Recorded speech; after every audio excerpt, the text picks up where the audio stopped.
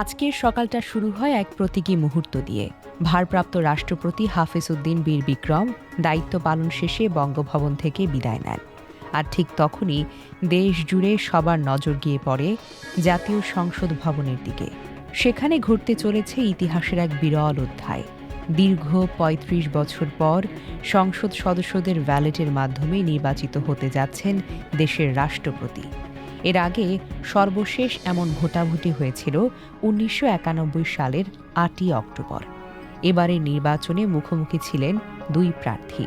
ক্ষমতাসীন বিএনপির পক্ষ থেকে দলের মহাসচিব মির্জা ফখরুল ইসলাম আলমগীর আর জামায়াতের নেতৃত্বাধীন ১১ দলীয় ঐক্যের পক্ষ থেকে কর্নেল অলি আহমেদ। সংখ্যার হিসেবে অবশ্য লড়াইটা ছিল অসম। জাতীয় সংসদে ৩৪৯ জন আসনের মধ্যে বিএনপি নিজেরই ছিল ২৪৭ জন সদস্য, বিপরীতে জামাত নেতৃত্বাধীন জোটের ৯০ জন।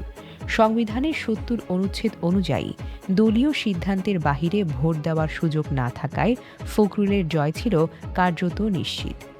দুপুর ২টায় শুরু হয় ভোট গ্রহণ। প্রথম ভোটটি দেন ভারপ্রাপ্ত রাষ্ট্রপতি হাফিজ উদ্দিন আহমেদ নিজেই।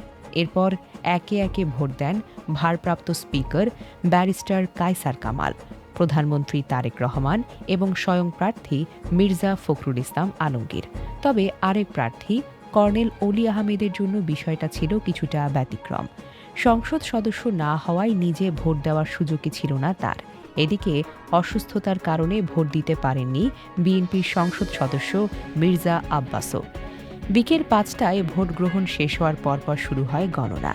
আর গণনা শেষে বিকেল ৫টা ২৬ মিনিটে আসে সেই মাহেন্দ্রক্ষণ। আনুষ্ঠানিকভাবে ঘোষণা করা হয় দেশের ২৩তম রাষ্ট্রপতি নির্বাচিত হয়েছেন মির্জা ফখরুল ইসলাম আলমগীর। নির্বাচন কমিশন জানিয়েছে আজকের মধ্যেই এই সংক্রান্ত গ্যাজেট প্রকাশ করা হবে। উল্লেখ্য, রাষ্ট্রপতি নির্বাচিত হওয়ায় এখন শূন্য হচ্ছে তাদের সংসদীয় আসনটিও। আর দলের মহাসচিবের গুরু দায়িত্ব কার কাঁধে যাবে তা নিয়ে ইতিমধ্যেই শুরু হয়ে গেছে দলীয় মহলে জোর আলোচনা। শিক্ষকতার চেয়ার থেকে শুরু করে এক দীর্ঘ রাজনৈতিক যাত্রা আজ পৌঁছালো তার সর্বোচ্চ ঠিকানায়। মির্জা ফখরুলের এই বিজয় শুধু একটি নির্বাচনের ফলাফল নয়, এটা প্রমাণ করে দিল বাংলাদেশের রাজনীতিতে ধৈর্য আর দীর্ঘ পথ চলার মূল্য এখনো ফুরিয়ে যায়নি। ডেস্ক নিউজ, অগ্রযাত্রা প্রতিদিন।